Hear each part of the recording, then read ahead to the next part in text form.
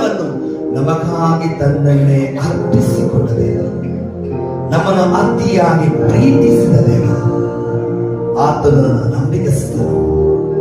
ನಮಗೆ ನೀಡಿದಂತ ಎಲ್ಲ ಕಾರ್ಯದಲ್ಲಿ ನಂಬಿಕೆಯಿಂದ ನಾವು ಸ್ವೀಕರಿಸುವಾಗ, ವಿಶ್ವಾಸದಲ್ಲಿ ನಾವು ನಡೆಯುವಾಗ, ವಿಶ್ವಾಸದಿಂದ ನಾವು ದೇವರನ್ನು ಪ್ರೀತಿಸುವಾಗ, ಆ ವಿಶ್ವಾಸಕ್ಕೆ ತತ್ತು ಸದುತ್ತರವನ್ನು ಕೊಡುವಂತ ದೇವರು ನಮ್ಮ ರಾಜ್ಯರಾಗಿದ್ದಾರೆ, ನಮ್ಮ ಪ್ರಭುವಾಗಿದ್ದಾರೆ.